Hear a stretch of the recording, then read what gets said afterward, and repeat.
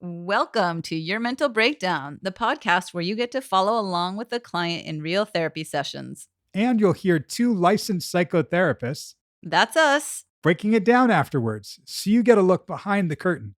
In this episode, we're doing fair and corona good in spite of a burnt tongue and a kitschy therapist pillow.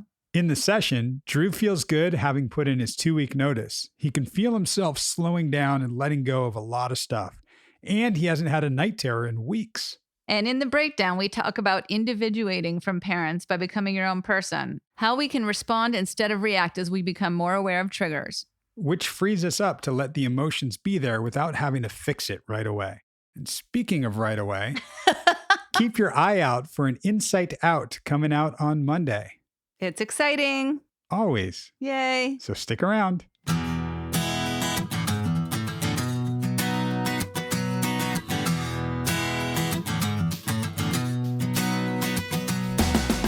I am Doug Friedman. And I am Meredith Levy. And this is Your Mental Breakdown, the podcast.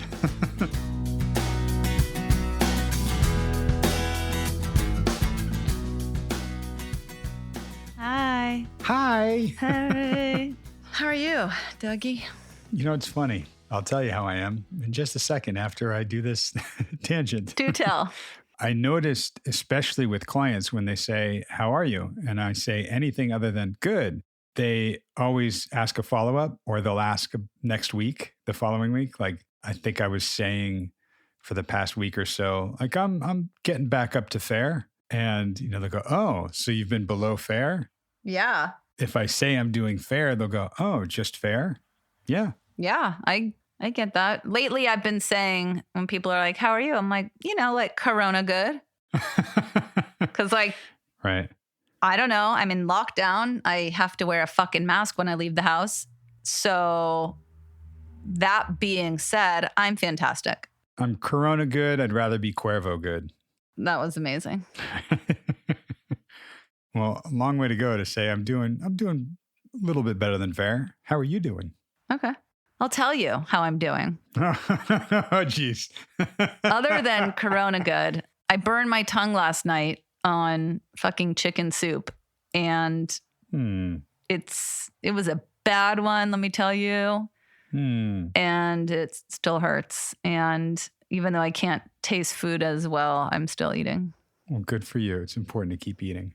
Well, yeah, I know. But That was my dad's favorite thing when somebody in the house was sick. I mean, very much pre-corona. This was decades ago. When you're thinking like, was it feed a fever, starve a cold, or starve a fever, feed a cold? And he goes, feed a fever, feed a cold. Why take chances? That's amazing. Yeah, the tongue and the roof of the mouth. Oh. Like I used to get the pizza burn on the roof of the mouth. Worst. Then, yeah. The worst. And you can't taste anything after that. No, it's horrible. Horrible. I also, however, can you see these? I ordered I ordered 14 new pillows. 14. Yeah, waiting for them all to come. And then I'm obsessed with all of them. So hopefully I won't like all of them and I'll weed them out because I don't know if I need 14 pillows. I like the flamingo pillow. Thanks. You know the pillow that I have with the reindeer smoking a pipe sitting in the chair? I sure do. Love that one. It's funny because my wife got that. I hated it. I was like, ugh, such a lame pillow. And she goes, "Yeah, but doesn't it look like it's a therapist? Doesn't it look like us? Isn't that like a therapist pillow?" Whatever. And then I went to my therapist after that and sat in his office and for the first time realized, oh shit, he's got the same exact pillow in his office. Are you fucking kidding? No joke. What are the chances? I have no idea how Because long it's been there. Yeah. you guys, if you knew how obscure and rando this pillow is, you would be, that's not possible that two people even own this pillow, much less you and your therapist. Right. That's crazy. And it wasn't even me that got it because I saw it in my therapist's office. It was, couldn't have even been subliminal. It's one of those things where you walk by a store and you're like, how is this store even open? They only sell Christmas pillows like 365 days a year. Right. And you go in and you find that pillow. That's it. Right. Oh, well, there it is. Yeah. Speaking of pillows,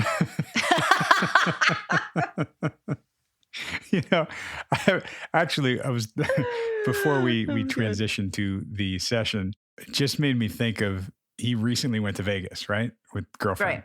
And I used to go to Vegas frequently when I was younger, mostly at 21, maybe a tad under, but I'd go, with my good friend Nathaniel, we'd go a bunch. Right. And we were always looking like, how can we save a few bucks, because we need our money for gambling. And we stayed in I guess it was a motel, not a hotel, like sandwiched between a couple casinos, a place called the Tam O'Shanter, not to be confused with the bar, Tam O'Shanter in Los Feliz, but the Tam O'Shanter in Vegas. Very, very cheap. We got Is a room it with 2 downtown beds. Vegas? Old Vegas or no? Nope. Okay. It's on the strip, Okay. sandwiched between 2 casinos. And it was, Amazing. Great location. It was like, awesome. We can stay here for like $50 for the 2 of us for the night. That's awesome. And then we can use our money to go gamble, right? This is great. Right. And we get in the room, and you know how normally, you pull the comforter back because the black light will show you every place that the comforter's been. Sure. Yeah. Yep. He pulls the comforter back and he goes, there's blood on my sheets. And I just said, right, but they're probably clean. Oh, like it's my not God. fresh blood. It's been washed. Was there actually blood on his sheets? Yeah, there's blood. I mean, Did you guys stay there? You sure did. You probably didn't even ask for new sheets. That night we did, and then he wound up winning some money the first night, and I think we switched rooms. I'll have to ask him and find out. I think we might have gone to like the Luxor or something like that after that, but we certainly didn't stay there anymore. To the haunted hotel. Sure. How cool would that have been if that was like a fresh murder had happened right there, and we just got the room right after it happened? That would have been super amazing. Right. Yeah. Speaking of fresh murder. So this was his last week at work. Yeah. He gave the notice in, and you guys will hear what it's been like for him after putting a notice and getting that behind him and looking at what's in front of him. Right. Here we go. We'll talk to you in a few.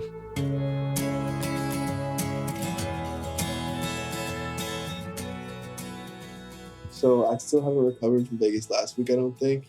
Yeah, and I feel like mentally I'm kind of not as focused on work right now. And so I'm playing a little bit more. You're also fresh off of putting in your 2-week notice. Yeah. So you probably a little bit checked out, right? Yeah. Yeah, and like it's a weird stress. I've never felt this kind of stress in my life. Because it's like I don't have to do anything. My 2 weeks are in, like I don't have to do anything.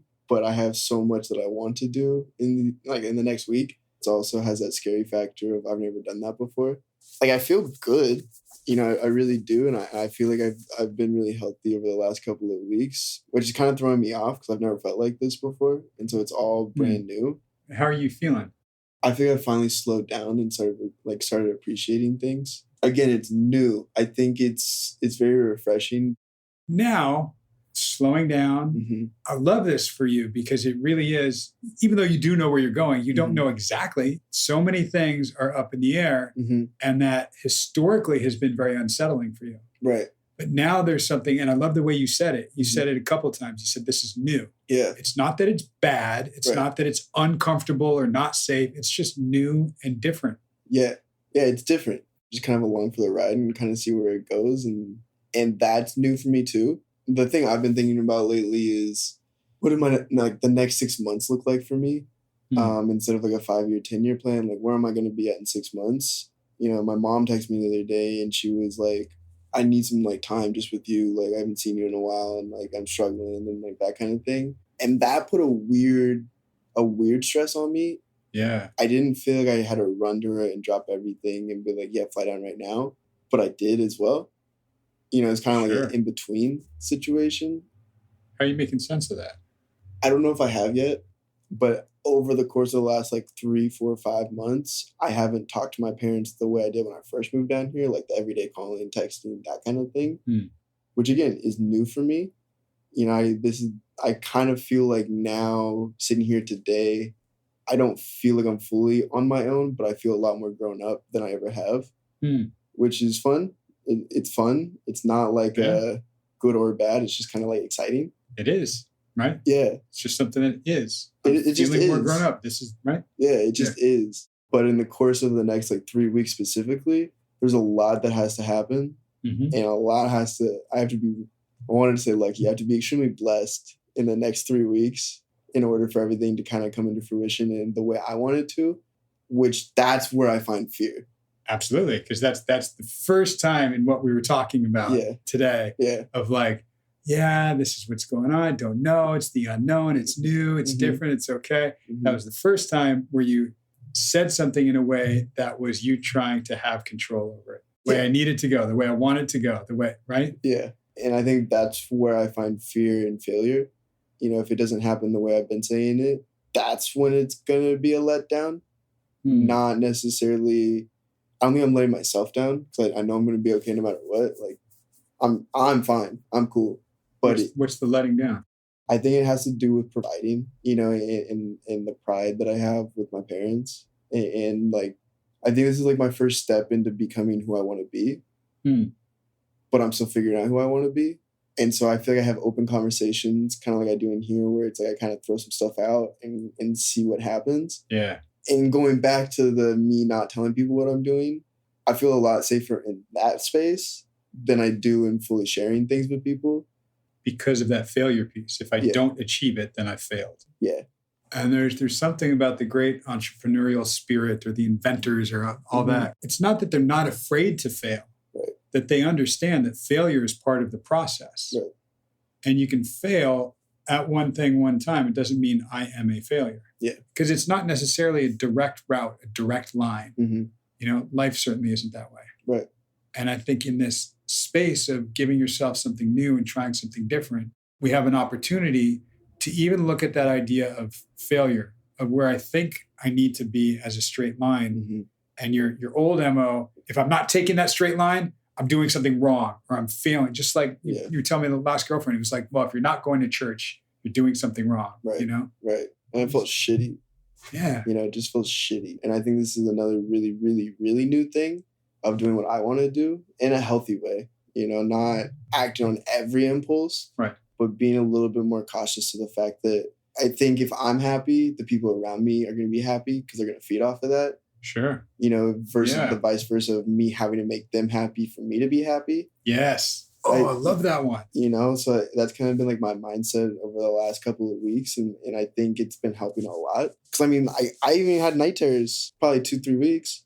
I kind of feel like right now in my space of being really good, I want to focus on what the bad looks like while I'm still in this mindset. Sure. Because then I'm prepared for it instead of going through it when I'm going through it. Yeah, I love this because this is also, you know, what we talked about with the Boy Scout with all the gear, the Green Beret dude, right? And it's you want to Boy Scout this. I want to be prepared and have everything and be ready. Yeah. But the reality of where you're at right now is more Green Beret guy. Yeah. Right? Yeah. Because you're just kind of able to go through a lot of these things. You can apply that to work. Yeah. You can also say that about just being an individual and talking to my parents less. I'm experiencing things differently. Yeah. I'm allowing myself to be different and see what that's like. Yeah. Even though some of those fears are creeping in and some of the discomfort will creep in a little bit too, for sure. Yeah. Yeah. You know, I want control. There's something new about this that can be very exciting. At allowing yourself to have this space and be in this space is starting to feel really good. Yeah.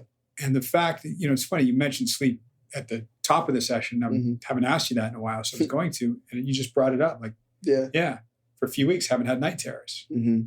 Yeah, and I'm smoking less, and like I'm not feeling like the need to like have to smoke to get through the night. You know, like and that's the first time in probably 10 years.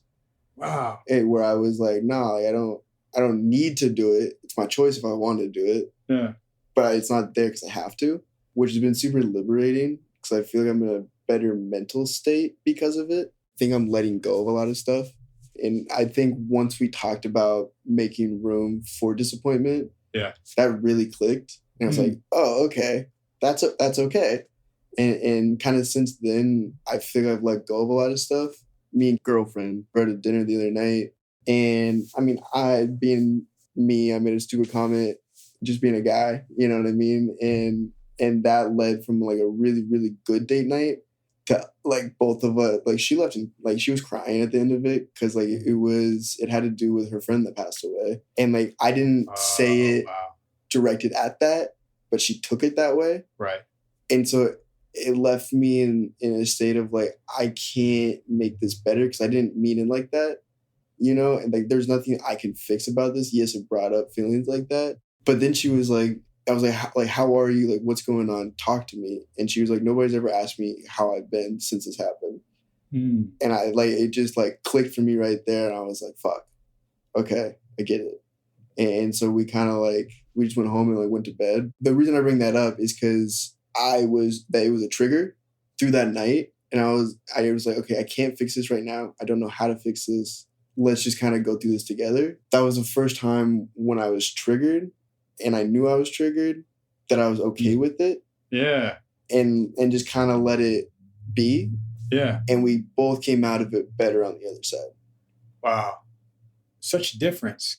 Even though you said, I wanted to fix it, I wanted to make it better, you weren't, thrust into action or reaction with that. So the trigger didn't create, that pattern with you guys, right? Yeah. And certainly not you trying to make it better, trying to fix it. What is it in that mindset that you were thinking of fixing or making better? I felt like I caused her that pain. Right. And so I wanted to take that away too. Right. Who's that about? Me. Yes. Yeah. Yeah. And it's funny because like I realized that too. And I was like, I'm not fixing this to help you. I'm fixing this to fix me. Yes. And I was like, okay, hold on. Oh, love that. And I just kind of like stopped. And like that alone felt really good because I knew we were going through shit. We were. And like I know throughout life it's gonna happen again. Whether it's with her or with other people. 100%. And like it's gonna happen. Like I know it's gonna happen. Right. You mean you're never gonna get triggered ever again? Right. Yeah. And so like I guess with that, I feel a lot better on the Green Beret side of where I'm at. But I was still triggered. Absolutely. Look, it's going to happen again. Yeah. We're going to get triggered all the time. Yeah. It's can we respond instead of react? Yeah. Some of the time. Yeah. Can we react and own our reaction? That impulse to fix or make it better. Yeah, that was yours. Yeah. Right? What she was experiencing is what we can eventually, not in the moment when we get triggered right away, and we're always going to have that, quick snap, but eventually that's going to be the thing that we can connect with. Everybody's the lead actor in their own movie. Yeah. Right? We talked about that. Yeah. So in your movie, we're out to dinner, we're on this date night, it's great. I said some stupid guy thing that, normally is just be funny. You're like, just being a stupid guy. Yeah. And it'd be fine. Yeah. But, oh shit, I fucked up because I see her reaction and she's hurt. Now she's in tears. In my movie, my lead character fucked up. Right. And now I have to fix it and I have to make it better. Right. What about her movie? Right? Yeah. I don't know. Exactly. Yeah. Exactly the point. I can guess. Right. But I won't know. Right. Until she's here and I ask her. And that's movie with Nicolas Cage. He's an angel that comes down to like experience this world and this life and falls in love with Meg Ryan. And at one point she's eating a pear. And he said, oh, what does that taste like? She goes, it's a pear. You know what a pear tastes like. And he says, I don't know what it tastes like to you. Right? Damn. Cue the music. Damn, right? That's good. Yeah. What do you think of that? Yeah, that's really good. Because like where my head goes, when I was a kid, there's a color card, right? And it had all the colors of the rainbow. And I'm like, this is blue. And my mom's like, well, yeah, you see blue, but what's blue to you? But it was like this weird flip of like, well, yeah, I see green, but what color is green? And what is it to me? So that's kind of where I like my color story went. It's weird because everybody sees it differently. Yeah. And experiences differently and feels differently. And like, I think the struggle with me and girlfriend is that I want so bad to be there for her. She's been hurt by opening up to people. And like, we've been dating for a year now you know, and like even now it takes like a lot of time and like effort to sit down and Sure. and be there Sure. in that moment. And it's even harder so when I'm triggered, because then it's like, well, I'm finding my own stuff and trying to help your stuff, right, and understand your stuff. Well, and that's a lot of work. Yeah. But understand your stuff. There's a way to do it that's less work and more helpful. What does the pear taste like to you? Yeah. Help me understand your stuff. That's what she's looking for, probably. Yeah. A lot of the time. Yeah. I want that connection. I haven't had that before. I want to connect with somebody in that way. Yeah. You know, we're programmed. Blue means sad. Green means jealous. Red means angry. Yeah. You know, yellow is happy. No, they're just colors. Red means stop. Green means go. I mean, yeah. Depends. We need context. We need to know what this color means to you. Right. What this experience means to you. Something that as you build the muscle and the awareness of that, maybe we can start to do it. So, you know, in the day or two that follows, and even now you can go, hey, what was going on for you then? And I think my fear with that is shut down, like she'll shut down, you know, and then we'll be right back to it. Cause I don't know how. I'm still trying to figure it out. I don't know if I ever will, because men, women, it is what it is. But like, I don't know. I don't know, because I've asked her, I'm like, what do you need? How can I be there for you? What's going on? How can I help? Even that. Yeah. Those first couple questions. Yeah. What do you need? Yeah. Right. Who's that about? Me. Yeah. So I guess I don't know how to phrase it, because I know my heart's there and I know I'm doing it with the right intention. Absolutely. I just don't know how to voice that. Yeah. And it's, even if we get the words wrong, right, you know, like I've said to you before, say the wrong words, we'll figure it out. Yeah. It's about how do we communicate when we're in that place. And that takes two people. Yeah. And a lot of it is just kind of recognizing, yeah, my intention is good, but the message I send is not always the message she receives. And that's why being able to clarify and being able to talk about, that's what determines how well you're going to do in a relationship. So worrying so much about exactly how to phrase it is different than, wait, what's my intention here? I do want to help her and understand her. So let me ask her, hey, what's going on with you? Yeah. Not what can I do to make this better? Tell me about your experience. I mean, the question most couples will ask each other, right, is, are you mad at me? Yeah. Right? Yeah. And that's even going back to when we were talking about allowing people to be disappointed, because chances are it's just a trigger for something else they're already holding. Right. It's scary, it's new, it's different, but it's a way that if we can exercise that muscle, it's really getting down to, how do I understand them? How do I show that I'm just here? Talk to me. Yeah. And I don't know. Exactly. It's also letting I don't know be okay. Yeah. Yeah. Yeah. What's going on there? It's the I don't know is so new, and like I don't even know if it's 100% there yet. You know, I think I'm on the first step of that path of being okay with the I don't know. Right. Yeah, I don't know. I don't know. Right. And that's, I mean, look, part of where you are is on this amazing adventure of life.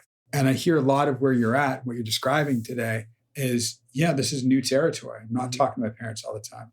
There's a lot of stuff that I don't know, and that's okay. Yeah. Even though it might be unsettling, it's new and different. Yeah, it's new and different. And like, I don't know what happened in the last like 6-8 weeks that really is flipped. Because I think 4 sessions ago when I came in, it was just like all bad. And then the next week it just kind of flipped. And I don't know what necessarily happened there or what, like how. Right. But I can feel it, especially looking back on it.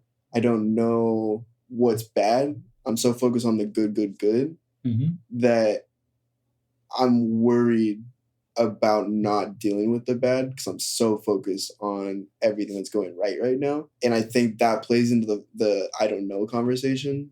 That's the part for me right now that I'm concerned about. What's the concern? That I feel like I still haven't dealt with it. And like right now I don't need to, because I'm doing fine. Feeling good. Yeah. What would dealing with it do? I don't know. Probably nothing. Yeah. You know? Quite possible. Yeah. Remember the story I told you about the girl I worked with down in the hood, right? Who had the crack in her wall, like did the drawing, and it became a part of her. Right. When she had that poster over it, she was hiding something that's cracked. right? It's almost what you're saying in a sense of, I know there's some fucked up stuff in my past. I know there's some shit that I need to deal with. I know there's some trauma there. There's some stuff there. Mm-hmm. There's a crack. Right. Okay. Yeah. I think we've peeled the poster off, mm-hmm. and you're creating an illustration that incorporates the crack, right? This is part of my story, but it doesn't have to rule my every moment all the time. And I know this is what clicked. I don't know exactly. Right. I think a piece of what clicked is you're giving yourself a little bit of compassion and a break, and recognizing, that crack is there. Right. And it doesn't have to be all of me. Mm-hmm. My mom will be okay if I don't talk to her every day. More importantly, I will be okay. Yeah. And learning that, walking through that and experiencing that to show yourself it's true. When I said to you, Earth is flat, and some people still believe that, right? This is you taking the ship out to sea and sailing around going, wow, look at that. We just keep going around. We haven't fallen off yet. Right. You're proving to yourself that this is okay. And that's new. It's new territory for you. Mm-hmm. That's the Green Beret actually on the mountain, camping, being there, on the path, which is where you are, and allowing yourself to experience it and be there is actually amazing. And that's what life is all about. Yeah. It can be unsettling and triggering sometimes. Fears and worries can pop up, anxieties, sure. Also beauty and the good stuff and the stuff that you're seeing. Right. That's there too. Yeah. And so I definitely think I'm like on the path now, fully walking and seeing the sights and enjoying it. Every time I felt like this, I've always reverted. I've always gone back to it. And so like, that's just my fear. I'm just so afraid of holding on to how I feel right now that I'm going to lose sight of where I've been and started, and like, it's just like, that's scary to me. Like, it's really, really scary. Well, what would we tell yourself? Because the story that voice is telling you, that Darth Vader voice telling you, you're just going to go back to the way you were. It's going to be fucked. And then I'll have you. Then you'll be on the dark side. Yeah. Right. That's that voice. Right. And it's scary. And it's that critical one in our heads that's going to rip apart everything. Everything. Yeah. It won't ever entirely go away, but it'll get quieter and we can do something else with it. So what do we tell ourselves when that voice is coming up? That I have been there before and I have gotten through it, and like it's been okay. Like, I'm fine right now. I guess I would say something along the lines of like, yeah, you'll get through this too. Yeah. What if something bad happens? You'll get through that. Yeah. Okay. Play the game right. What if good stuff keeps happening? Then you'll enjoy it. Yeah. Remember to tell yourself that side of things too. Right. Yeah. You gotta balance it. Yeah. Otherwise, we're going to disqualify all the good stuff coming at it. Yeah. And I think that's kind of what I've been doing. Really been disqualifying a lot of the good stuff that's been happening right now. I've been like, yeah, this is good now. But yeah, what happens 6 months from now? And if we shift the but to an and, this is all really good now, and it might not stay this way. Right. It might. Yeah. I don't know. Ooh, and I don't know is unsettling. If we say that and just keep following that with the and, we're allowing us to have both those feelings, both those thoughts without just one taking over. Right? Yeah. That's balance. Yeah. That's Vader and Yoda at the same time. Yeah, like that. Yeah. That's having both those forces. So you don't have to eradicate one of them completely. Right. You just have to leave room. Maybe balance for me is being a little more in the center of things, not one or the other. Yeah. So when things are going good, red car, white car thing, right? Yeah. Right now, you're seeing a lot of white cars. Cool. Yeah. Awesome. Yeah. There's red cars on your road right now, too. Yeah. 100%. Absolutely. They are there. It's not just, well, I'm choosing to ignore those to see just the white cars and the good stuff. Right. And a black and white car. Right? They're all out there. Right. Right? Yeah. So it's just kind of going, all right, I know it's all that. I know there is balance. Reminding yourself of that and just flexing that, trying to get more familiar with being in this space of, I don't know. Yeah. I think you're right on me focusing on the white cars. And like I'm looking at all the good and, oh, that's cool, that's great, that's awesome. It's not that I've lost focus of the red cars. I just haven't given them any space. I even acknowledge that they're there. I just kind of like, And the other big thing too with like friend leaving, like he's my boy from back home. Right. And when he told me, I wasn't, because I knew he was going to leave. Like I could feel it. But when he actually told me, I had a really supportive reaction, which was really nice for myself more than him, selfishly, because I think 6 months ago, I'd have been like, fuck you, dude. Like, why are you leaving me? You could hear it as his movie. Oh, he's going back. Oh, cool. I'm supportive. Yeah. Yes, there's an impact to me. Mm-hmm. And we'll need to deal with that Right. somehow, somewhere. So it's giving it the proper space. But in that moment, you were like, wow, that's cool. And that felt really good because I feel like more times than not, I go right back to, well, why are you leaving? Did I do something wrong? But that made me really realize like who I wanted to be. And so now my focus is more on, yo, let's go do fun stuff. I'm not worried about work. I used to get on him for shit, like, because I wanted so bad for him to want it too. Because I wanted it so bad. Right. And he just didn't. And now I understand because I couldn't force that upon him. Like, he can do whatever he wants to do. That's his movie. That he's doing his thing. You can't control that? Not at all. You know, like not even a little bit. I can influence it and show him like certain things here and there. But I like at the end of the day, he can do whatever he wants to do. He's a grown man. You know, like I have no control where he wants to live, what he wants to do for a job. It's more so a conversation of like, well, that's what he wants to do. Yeah. And I think that's a bigger conversation of with my mom, with girlfriend, with everybody in my life, of giving them space to do what they want to do and seeing them flourish. It's allowing them to be their own person, mm-hmm. which we have to do because they are. Right. We don't have control over them. Right. When they're doing something that we just don't agree with, okay, that's on us to do something for us about that, mm-hmm. not to change them. That's trying to get them to follow a rule, not knowing your own boundary. Mm-hmm. With him going back and making the choices that he's making, I think you can see like, oh, that's his journey. Those are his choices. Cool. Getting triggered by girlfriend, hanging out with friend. Mm-hmm. And what's going on? And there goes the smile. Like, oh, yeah, I see where this is going. Yep. I'm going to take it even a step further. Then we get to mom. Mm-hmm. Can't control her either. I don't know what shape you're going to be in when you wake up, if you wake up. Right. And is that an extreme? Yeah, and it's happened. And we don't have control over that. Mm-hmm. It's not your job. And I think the mom one's a lot harder for me to understand. Just being her kid, I feel like I should have a lot more influence on her than your normal guy walking down the street. But at the same time, I don't. Because it's her life, you know, that's her choice no matter what she wants to do. It's funny, I don't know why I just thought about this. I've realized now that I've gotten older that Christmas obviously isn't about the gifts. It was a lot more about being there for family and just being there. But a lot of the times, like, that was always masked by what I was getting and the excitement to unwrap a present. Because I know, like, my mom would shower me in gifts to kind of distract that and be more focused on the new thing I just opened versus her on the couch passed out. Right. And I don't have control over that. Yeah. And the more we can flex this muscle, which we have been, mm-hmm. I don't have control over that. Yeah. There's a nice little deep breath. Yeah. And you're still experiencing what this new and different path is mm-hmm. on, I'm trying to be an individual mm-hmm. and independent. And I don't have to fix everybody all the time. Right. They are their own person. Yeah. Each and every one of them. Mm-hmm. They're in their own movie. Mm-hmm. I can be a supporting actor in their movie right. when I'm willing to. Mm-hmm. I have to know what my movie is mm-hmm. and what I'm doing in that, because that's the only thing I have some control over. Right.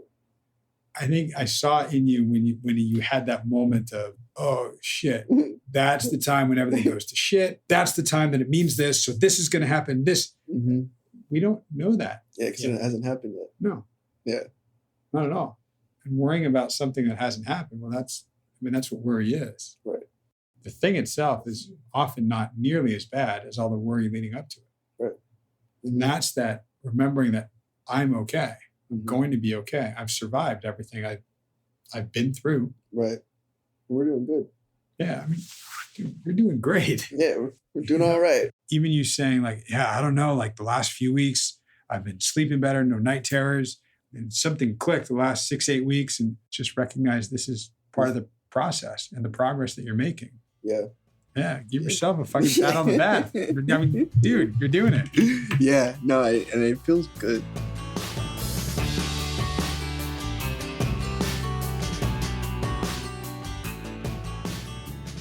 we are back with you. Yay. So gave his notice at work. He has one more week at work. Is that right? Sounds like it, because he put his 2 week in last week, and now it's sort of I think he said this is my last week at work. Yeah, but it's that weird place of, I guess I'm done and I don't really have much to do. Yeah, right? yeah, exactly. Again, I swear to God, Drew sprinkles in this mom shit here and there where I'm like, what the fuck? Like, it just, right. Not that you glaze over it or without a reason behind it, but I was just like, what? So she reached out to him and said she wanted to spend time with him because she's struggling. I was like, motherfucker. That's right. I mean, no judgment. Right. And also, I think it's hard. There's this inherent dynamic, theoretically, that parents are parents and they don't ask their kids for help unless it's like taking out the trash or whatever. But, and I don't know, he didn't say this, but I'm a drug addict, I'm struggling. That's big time help and pressure on a kid. And yeah, that's provided the parents are actually grown individual adults. Yeah. Right. As we're growing up, we think our parents are, superheroes sometimes, not always. What we start to realize is, oh, wait, they're just as fallible as anybody else. Like, oh, yeah.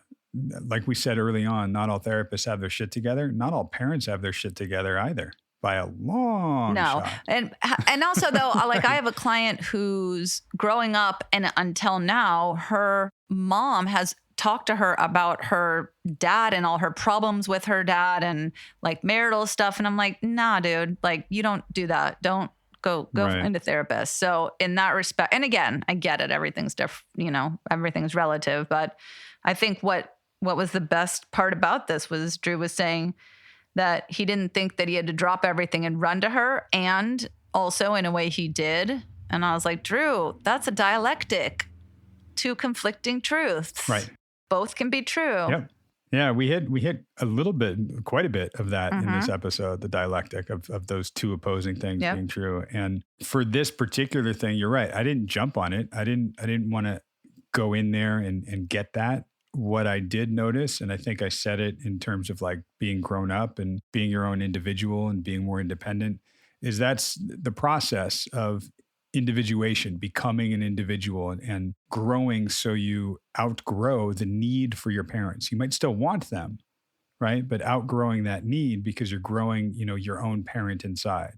And he's doing that. So highlighting that that's something that's happening without naming it as such, because he's kind of in the process of doing that. Right. Yeah. So I didn't want to hammer that. I just wanted to allow it and mark it. Right. Yeah, exactly. And the thing about marking it, at least the way that I do in my style, is I mark it with them in a certain way so that it could be next week, it could be next month or 6 months later, where I go, hey, remember when, you were just leaving your job and your mom, right, was struggling and, wanted you to come up and you didn't. You remember that?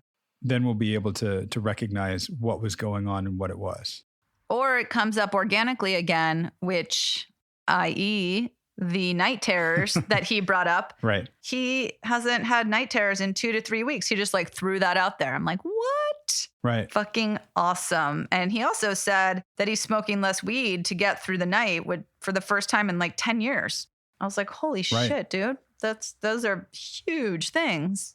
Amazing. And a lot of what I'm seeing in him, and you guys are getting to see it too, and especially if you've been listening from the start of him, you're seeing the progress and how it can be incremental, but you put it all together and you do see it over time. Where, remember I told you I wasn't going to talk about night terrors with him directly, but we were going to work on other things. Yep. And part of what we've been working on is being more okay with not okay, being more comfortable with the discomfort, right? And the more he's been able to do that, it's freed him up to have these emotions that he might not necessarily like and just allow them to be there without derailing or pulling his entire attention the same way mom could be struggling. And he said, and I wasn't running out there to go fix it, to go, fix her and fix that. Like what he doesn't realize is he's been, in a sense, I know you don't like this because of your vase metaphor analogy. he's been fixing himself. He's not broken. He's not the broken vase, Yeah. No, I get it. But he's been working on himself in a way that totally he's much more empowered and strong and can be with these emotions that he doesn't like without them, like I said, derailing or completely pulling his focus.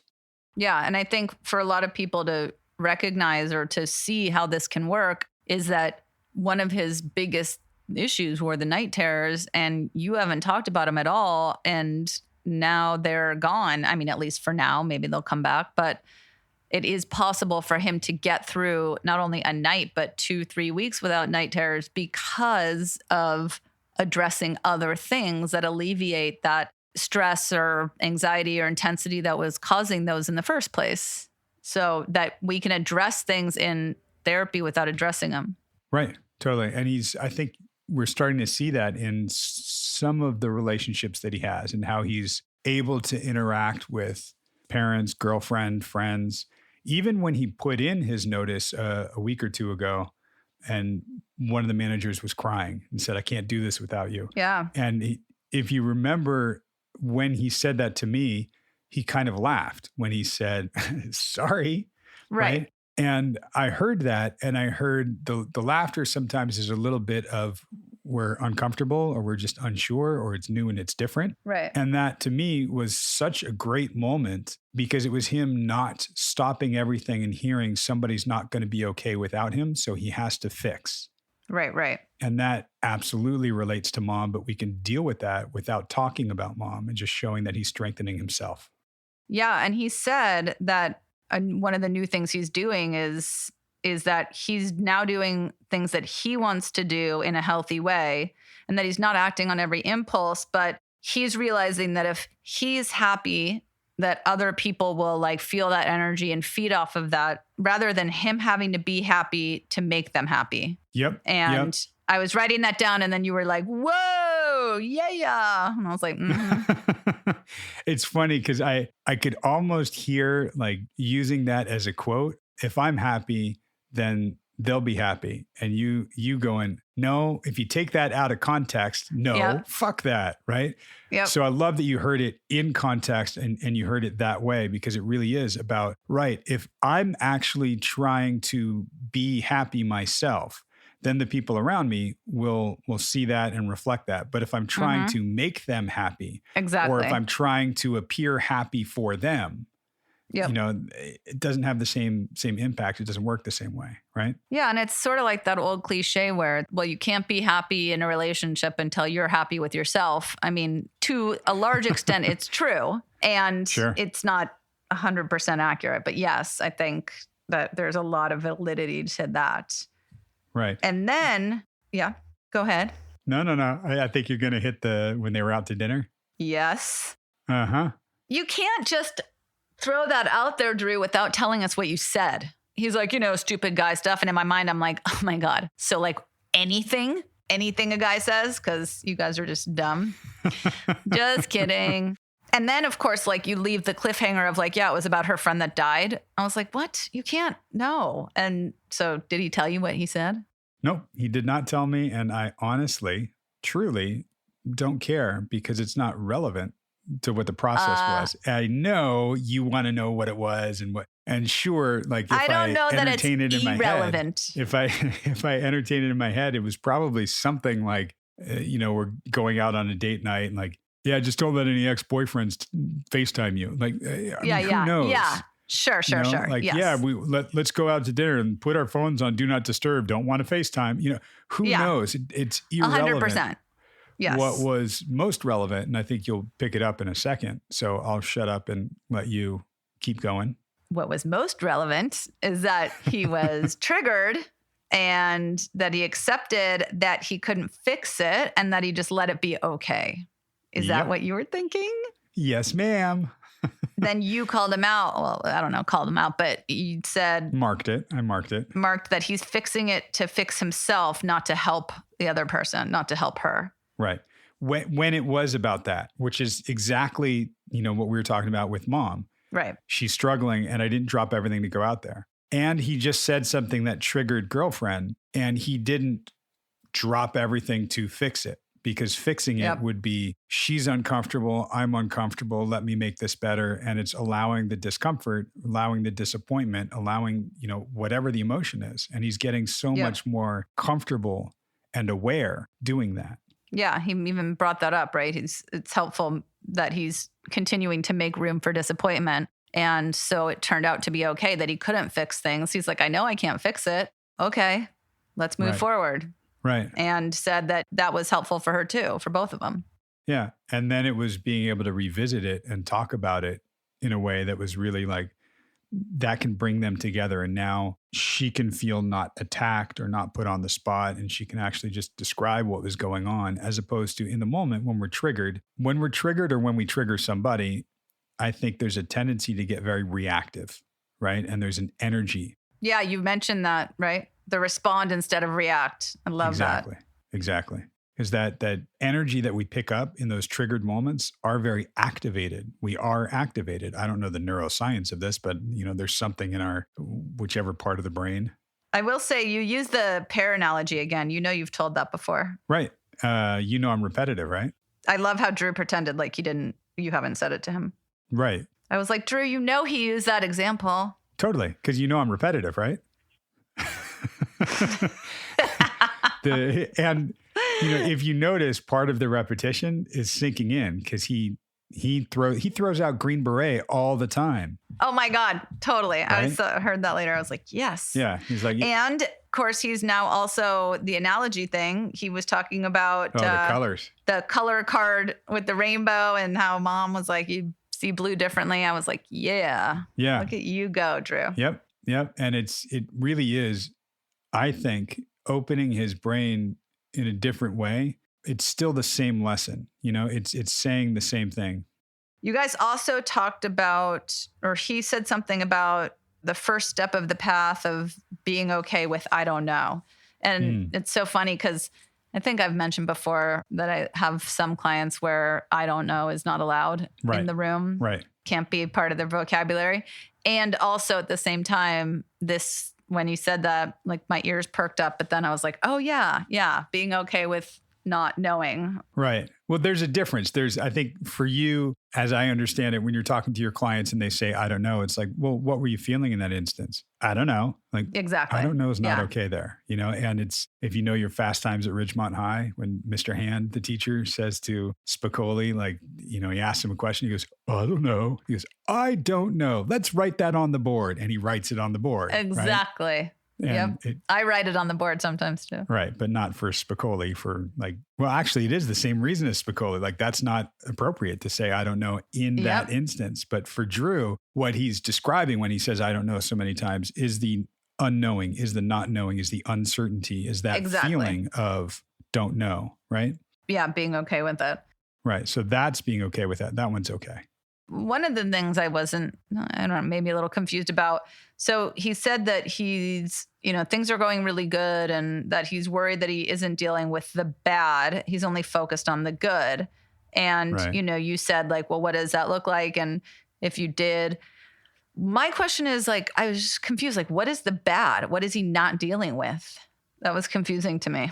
It's that idea of, for some people, it's, well, the other shoe's going to drop, which I think we talked about way early on in the podcast. You loved when I said, the other shoe's not going to drop. It's already on the floor. You're just not looking at it. I love that. Which is sort of what this is about. It's he's anticipating something bad. Black cars, white cars, red cars, they're all there. I mean, we literally had a black and white go across where we were at the time, which is perfect timing. I know, that was amazing when you talked about how the red car is still there or the white car or whatever. You're just not paying attention to it. Right. The sensation for him is there's something in my past that I'm not looking at. Okay. There's something bad. There's something bad that's going to happen because something bad has happened. Something bad always happens, which is incorrect thinking. It's just a frame of reference. If I'm not there taking care of my mom, she's going to OD. And that's not correct. Is that what he's talking about when he says, I'm not dealing with the bad? That's a conclusion I drew in my head. I didn't want to derail him from that. It's that sensation to me is the important thing, not what the actual anticipated event or trauma might be. Because I think the biggest one is mom ODing, but he's had friend OD. He's had, I think, cousin commit suicide. He's had some of these pretty impactful things happen that have repeatedly told him something bad is right around the corner or already there, and you're not paying attention to it. You're not doing good enough, right? Right. Okay. So breaking that a little bit. And it's funny because all of that to me is pretty similar to, and why it's incredible that he didn't try to fix girlfriend when they had their little, the comment that he made. And later in the episode, in the session, I said, it's something that most couples at some point will experience where somebody says, "Are you mad at me?" Right? Yeah, exactly. And it's more about the person asking than it is the person that is perceived to be mad, right? Totally. Yeah. Right. Fixing it for you. Exactly. Yeah. So I'm excited to see what comes next. See what we fix next. We will continue to fix Drew. I love that too. That idea that people go, "Are you going to therapy? What's wrong?" Like, why you got to phrase it like that? Why is something wrong? Why am I a broken vase that has to be put back together and glued? What's wrong is I'm courageous as fuck and I'm going to go take a look at myself and work on myself. That's what's wrong. Right. And I said that in an earlier one, or we said that like, "Oh, you go to therapy? What's wrong?" "Oh, what's wrong? I'm dedicated to my own personal growth and becoming a better human being." "Why? You're not?" Like, oh, snap. Right? Yep.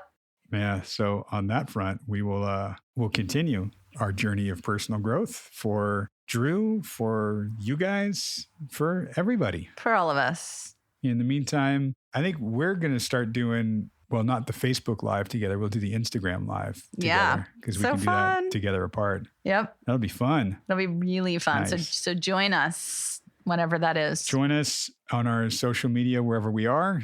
Find us on iTunes and write a review. We would be most appreciative. Even if you say something bad, it's appreciated. You can say whatever you want. That's right. Just come back. Stick around. We'll see you next week. Okay, bye. Bye.